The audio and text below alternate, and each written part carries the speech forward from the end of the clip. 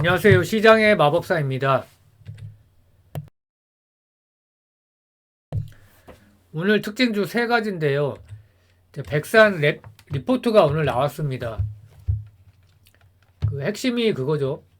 그 24년 올해 실적 기준으로 봤을 때 PER이 4.4다. 그래서 좋아지는 근거는 이 대만의 상판과 이제 듀얼 벤더인데 점유율이 상승했다는 거죠. 그만큼 벤더사로서 잘했다는 거죠. 납기 준수라든지 뭐 품질이라든지, 그리고 차량용 내장재 매출 증가, 뭐 현기차에도 들어가지만 뭐 스텔란티스의 작년 4월인가 초도 매출이 있었고 뭐 추가를 기대한다. 근데 저는 뭐 이거는 그냥 플러스인 것 같고 사실 큰 기대는 안 합니다. 근데 요게 크고, 그 다음에 이거는 사실 25년부터인데 인도네시아 신공장이 이제 본격 가동되는 거죠. 내년부터.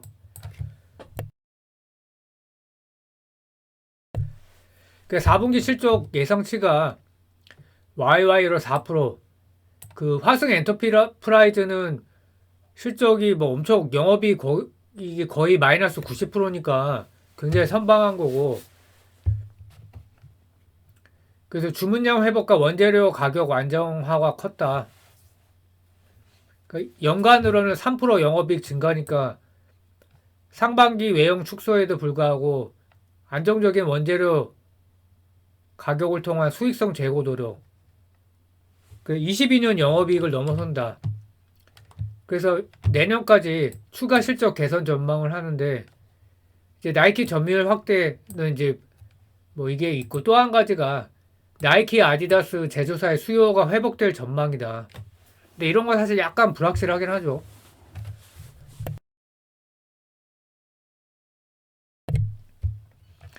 그래서 뭐 하반기를 보더라고요. 나이키가 좋아지는 게 금리 인하되면서 좋아질 거다. 근데 어제 또 CPI가, 코어 CPI가 좀 특히 안 좋게 나와갖고 금리 인하가 지금 5월 달도 물 건너가고 6월 달이다. 근데 6월 달에 내려가도 뭐 하반기는 충분하니까 뭐 6월에만 내려도 괜찮긴 하겠죠. 그 아디다스, 뭐 나이키가 좋아진다. 그 품질 및 납기 안정성, 이게 이제 점유율 확대된 요인이고, 백산이요. 그리고 25년 실적도 영업이익 21% 증가, 그 차량용 내장재 채택 모델 증가, 또 증설, 이게 크죠. 인도네시아 증설이 본격 가동되니까.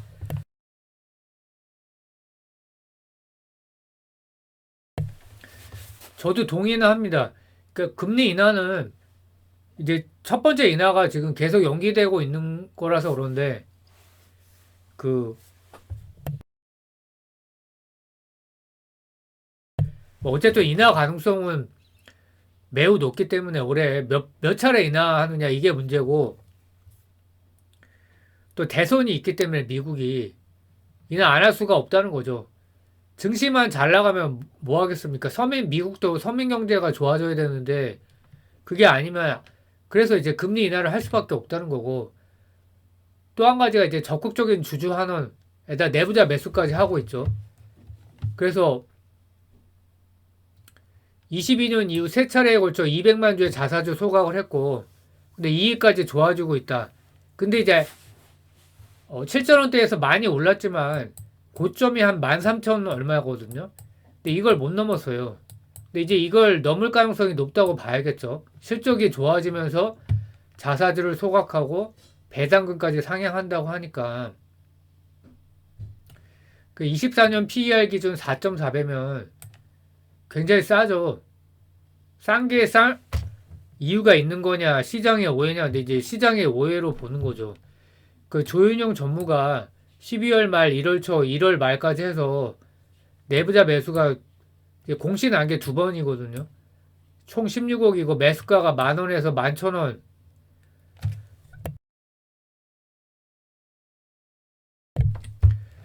그래서 25년까지 매출 영업이익률이 개선되니까 결국 저평가가 해소된다. 영업이익률이 두 자리를 기록을 하는 거죠. 이것도 이제 굉장히 놀랍다고 저는 생각을 합니다. 벤더사가 영업이익률이 뭐 12% 이상 찍으니까 매출은 이제 합성 피혁이 제일 이제 많지만 차량용 내장재가 이제 늘어난다는 거죠.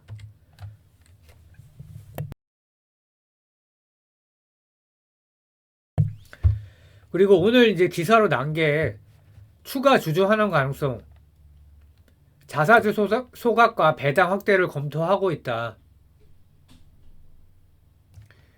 3분기 기준으로 발행 주식 총수가 2250만 주거든요. 근데 2000만 주로 줄이기 위해 단계적인 자사주 소각 방안을 검토하고 있다.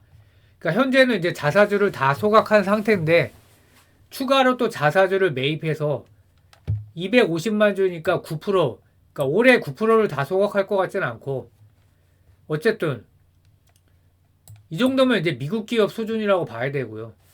뭐 한 3년에 9%라고 해도 굉장히 큽니다. 한 10% 전후로 소각하면은 미국 기업 중에서도 이거는 상급에 속하고요.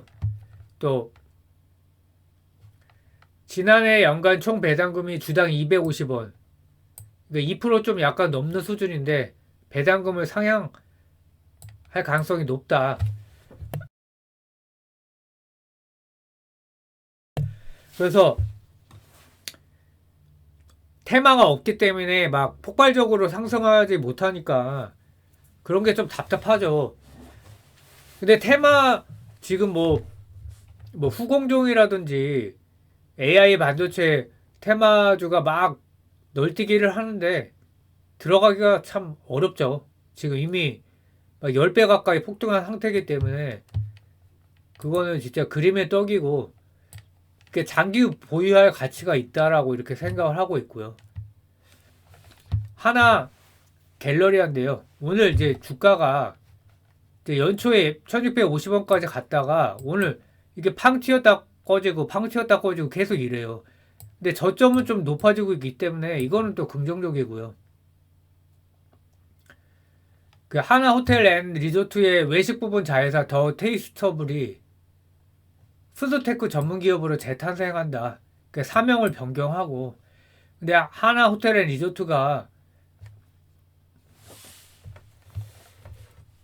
막상 하나 갤러리아와 지분 관계는 또 없어요. 근데도 올라가는 거죠. 하나의 자회사예요. 거의 100% 자회사고 김동선 씨가 여기서 직책이 전무고요. 하나 로보틱스에서는 또 전략 기획을 맡고 있다. 이것 때문에 가는 거죠. 그 협동 로봇 분야에서 큰 성과를 내고 있는 하나 로보틱스의 기술을 활용해서 이제 한다는 거죠. 근데 이제 쉽지 않을 것 같고, 그러니까 저는 철저히 테마 관점이고요.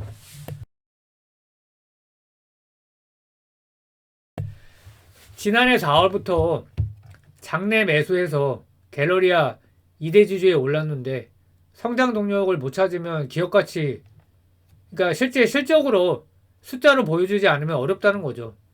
꾸준한 내부자 매수 최근까지도 있었거든요. 2월 달에도 푸드테크 로봇 뭐 이게 같은 얘기고 PBR 0.3 저번에 이마트 올라갈 때 같이 올라갔는데 이마트가 이제 오늘 실적 발표했는데 연결로는 처음으로 적자를 기록해서 근데 그거는 좀 신세계 건설 영향이 좀 크긴 한데 어쨌든 뭐 이거는 좀 기대하기는 쉽지 않은 것 같고 이거는 그냥 제가 쓰긴 했는데 기대는 안 합니다. 그래서 오늘 올라가니까 또 이렇게 팔았어요. 그 백화점이 성장 둔화가 뚜렷하고 그렇죠. 지금 뭐 일단 부동산이 안 좋으면 사람들이 돈을 안 쓰죠.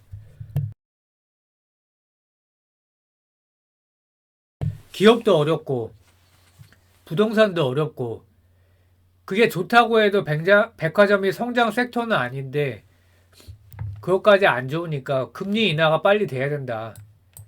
그리고 파이브가이즈가 아마 내일 이제 신세계 강남점이 오픈하는 걸 알고 있는데요. 보나마나 잘 될 겁니다. 근데 이제 근본적인 경쟁력 개선에 얼마나 도움이 되냐. 사실 저도 부정적인데 근데 뭐라도 또 해야겠죠. 뭐 저는 괜찮게 봅니다. 파이브가이즈가 근데 이게 롱런 할 수 있겠느냐 이걸 생각해 보면 물음표는 좀 들죠. 근데 되게 비싸기 때문에. 그래서 큰 게 그거죠. 비대면 소비. 비대면 이커머스가 대세인데 뭔가 해법을 또 찾으면 되겠죠. 하나 갤러리아가 또 시총은 크진 않아요. 또 2,500억 전후기 때문에 또 성장의 여지는 있다고 봅니다. 시총상으로 봤을 때. JYP 엔터 같은 경우에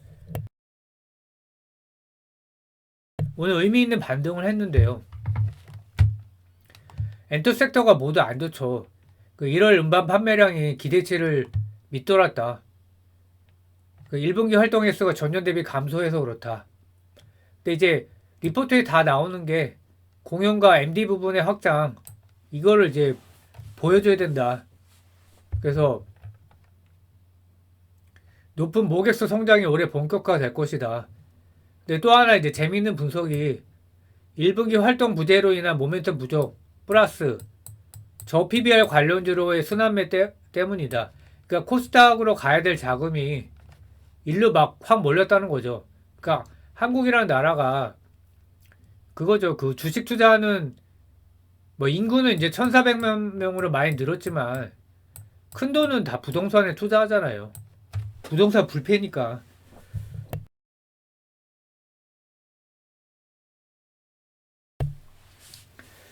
그래서 아무래도 한쪽으로 쏠리면 다른 쪽은 수급이 빌 수밖에 없고요. 그래서 오늘 이제 의미 있는 반등을 했습니다. 3.49%. 그러니까 바닥을 다지는 모습이죠. 거래량이 크게 증가하지는 않았는데, 그래서 오늘 코스닥이 0.96% 상승했는데 크게 이제 코스닥을 비트했는데, 뭐 이게 바닥일지 모르지만 전적 바닥 가능성이 높다고 보고 있고, 박진영이 50억 매수를 했죠. 1월 달인가요? 그래서 대략 83,000원 정도에 매수했는데 그 상승 룸이 있죠. 그러니까 이 가격은 이제 무조건 넘겠죠. 그러니까 시총이 2.7조다. 일단 그 생각은 사실 해봐야 됩니다.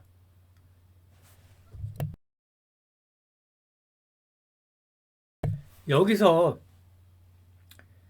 뭐 업사이드를 2배를 본다. 근데 그거는 사실 만만치 않죠. 그러면 더 싸게 사야 돼요. 그래서 뭐 그 정도를 이제 크게 보고 있는 건 아니고, 그리고 박준영 씨가 분명히 얘기했거든요. M&A는 일단 계획이 없다.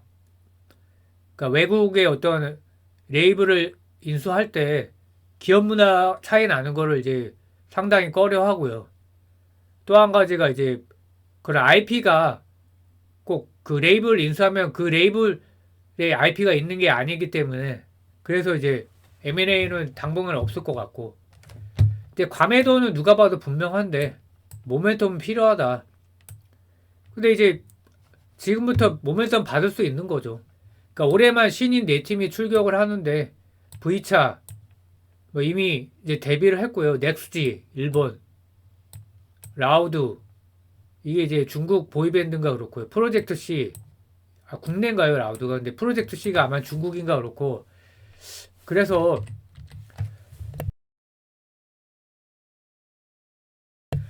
다시 관심을 가질 때가 아닌가 이렇게 생각을 하고 있고, 뭐 작년만큼 엄청난 이제 모멘텀은 없을 거라고 생각을 하는데, 왜냐면 이미 시총이 크니까.